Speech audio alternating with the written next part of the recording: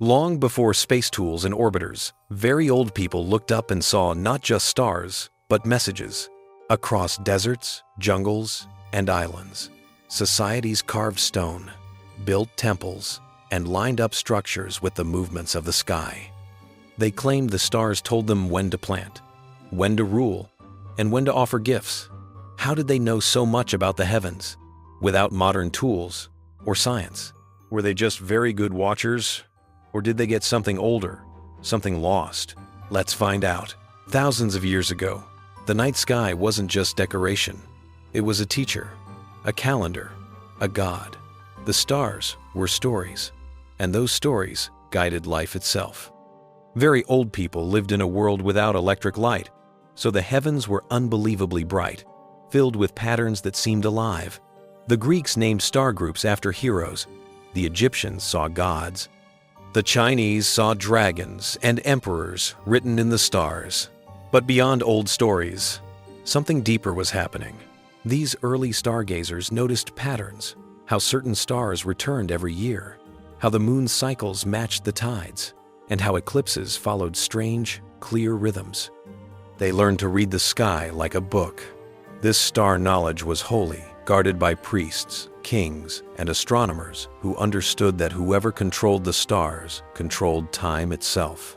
In Mesopotamia, the Babylonians recorded the movements of planets on clay tablets thousands of years before the invention of paper. Their predictions were so exact that modern astronomers still use their data today. To them, stars were not faraway suns. They were the language of gods. Every flicker meant something, a sign of harvest or war, love or disaster.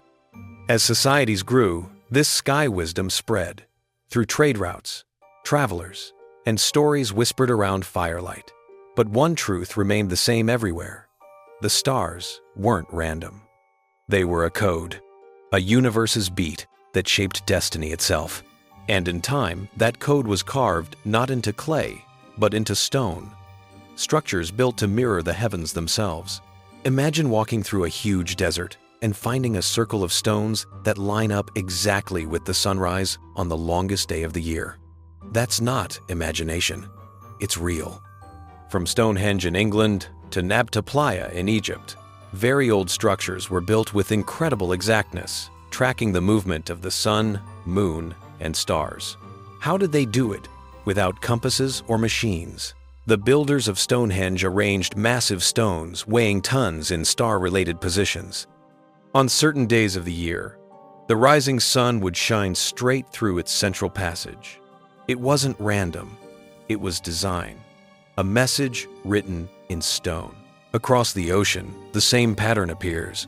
The Great Pyramids of Giza line up almost perfectly with the star group Orion. Ancient Egyptian texts speak of the pharaoh's soul rising through Orion's belt to reach the gods. To them, death wasn't the end. It was a heavenly journey. Even the layout of their temples mirrored the sky. Earth was heaven's mirror image. Further east, in India, the old Indian people mapped entire calendars based on star movements. Their texts described nakshatras, lunar mansions, that divided the sky into regions for astrology and agriculture. Each one had a meaning, a power, and a place in the universe's order. These alignments and patterns weren't coincidences. They were planned actions of worship and knowledge. The ancients weren't guessing. They were figuring out. Their temples were star-watching posts. Their rituals were cosmic, and their kings ruled not by land alone, but by the heavens above. Yet nowhere did this cosmic exactness reach greater heights than on the sands of Egypt, where math of shapes met godliness in a code written among the stars. When you stand before the Great Pyramid, you're not just looking at a tomb. You're looking at a structure built to mirror the stars. The ancient Egyptians didn't build by chance. They built by the universe. The three pyramids at Giza line up almost perfectly with the three stars in Orion's belt, and the shafts inside the Great Pyramid point directly to key stars that marked the afterlife journey of the pharaoh. Why Orion? To the Egyptians, Orion was Osiris, the god of coming back to life and life without end. They believed the pharaoh's spirit would rise to join him in the sky, shining forever as a star. The entire pyramid area was a map of heaven carved into the earth. But it wasn't only spiritual, it was factual. The Egyptians tracked the first appearance at sunrise of Sirius, the brightest star in the night sky, which announced the flooding of the Nile. This single event determined the success of their agriculture. Without it, there would be famine. The priests could predict it with such exactness that they built their entire calendar, 365 days, around it. How did they know this? Their observations stretched back centuries. Each generation built upon the last, creating a knowledge system so developed that even modern astronomers are amazed by their exactness. The angle of the pyramids, their sizes, and their heavenly lineup suggest not guesswork, but great skill. And yet, over time, this knowledge faded. Wars, invasions, and changing beliefs buried the wisdom of the stars beneath sand and centuries. But the pattern, the cosmic code, didn't disappear completely.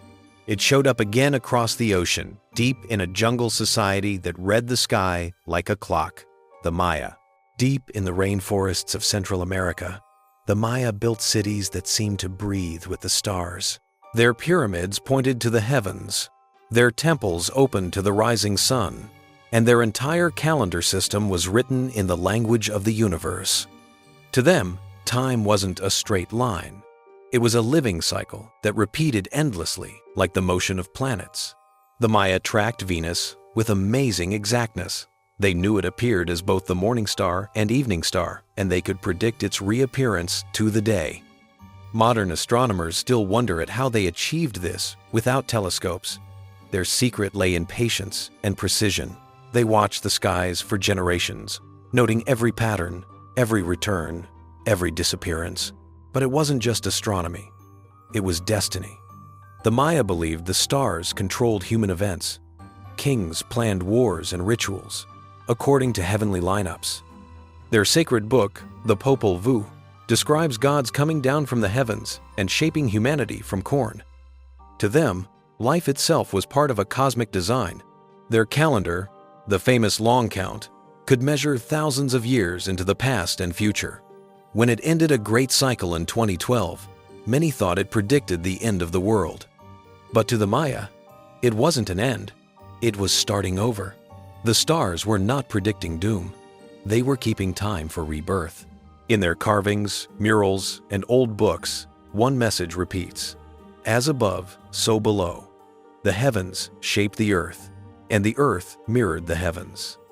Somewhere within that harmony, they believed, lay the key to understanding creation itself.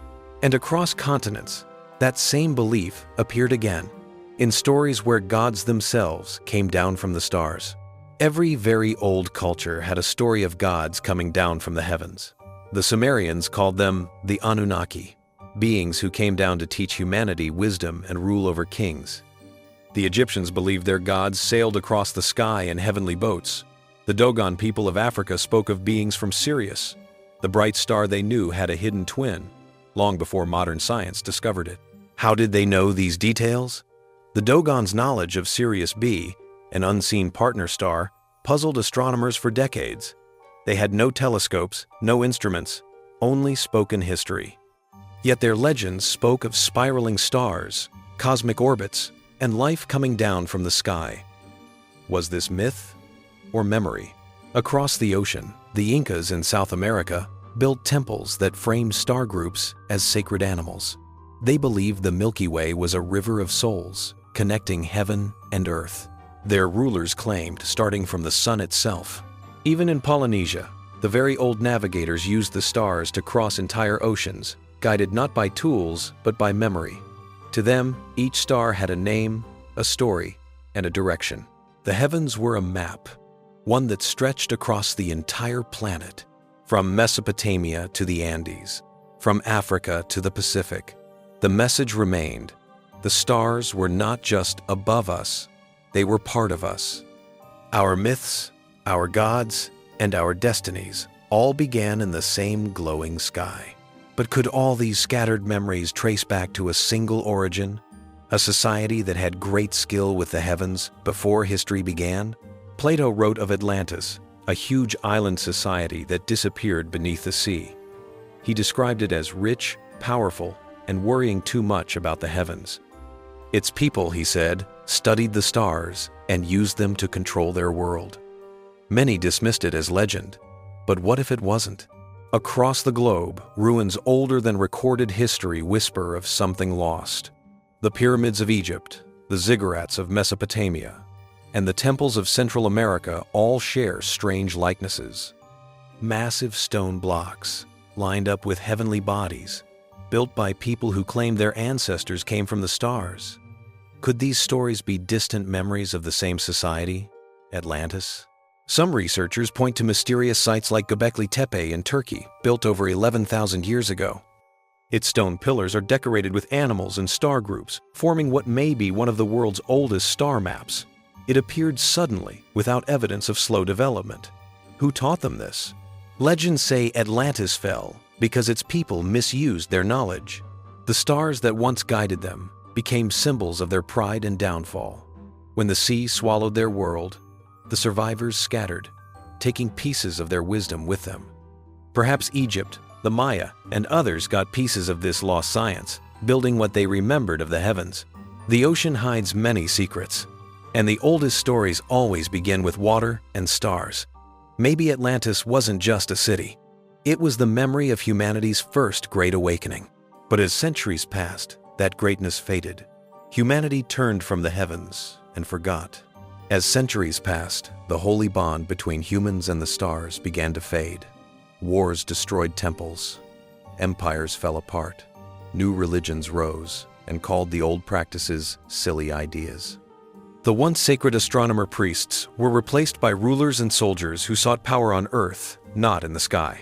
In Alexandria, one of the greatest libraries of the very old world burned. Within its walls were scrolls that recorded generations of star charts, universe theories, and lost sciences. With that fire, much of the world's very old star-related knowledge turned to ash. The stars, once guides of life, became decorations again. Yet the signs of that forgotten wisdom never disappeared completely. Hidden in stone circles, temple alignments, and myths, the knowledge slept. Medieval scholars whispered of forbidden sciences and holy math of shapes. They sensed the ancients knew something deep, that the universe was not chaos, but harmony. When Galileo lifted his telescope in the 1600s, he rediscovered what very old eyes already knew, that the heavens move with order and beauty. Humanity had to learn again what it once understood by instinct. The knowledge was not gone, it was buried, waiting to be remembered. But as science rose, the spiritual link to the universe weakened. The stars became objects to study, not teachers to deeply respect. Still, the same questions echo through time. Where did our ancestors gain such exactness? And what greater truths did they hide behind myth and ritual? The fall of heavenly knowledge was not just the loss of astronomy, it was the loss of wonder. And yet, as night falls and we look up, something very old still stirs within us. Because maybe, in rediscovering the universe, we are only going back over our ancestors' steps. Today, we send machines beyond our solar system, look deep into galaxies, and measure the age of stars.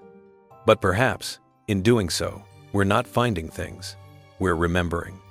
The same curiosity that drove the Egyptians, the Maya, and the Sumerians still burns within us. We are the next part of their look, the next chapter in an endless story written across the night sky. Very old myths of gods coming down from the heavens may now be stories of astronauts and beginning of the universe. Our orbiters trace the same paths once mapped by stone and shadow. The more we learn about the universe, the more familiar it feels, as if we've seen it before. The ancients built structures that would live longer than great kingdoms, not to praise highly kings, but to remind future generations, we were here. We understood. Perhaps they hoped we would one day look up and remember what they knew, that we are part of the universe, not separate from it. The stars have always been our oldest teachers. The question is not how much we've learned, but how much we've forgotten. Every telescope, every discovery is a step back toward that lost wisdom, the knowledge of the stars. From deserts to jungles, from stone to starlight, humanity has always sought meaning in the heavens. We lost much along the way, but perhaps not forever. Because every time we look up, we are reminded that the answers we seek may have been written above us all along. If the stars still speak, maybe it's time we start listening again.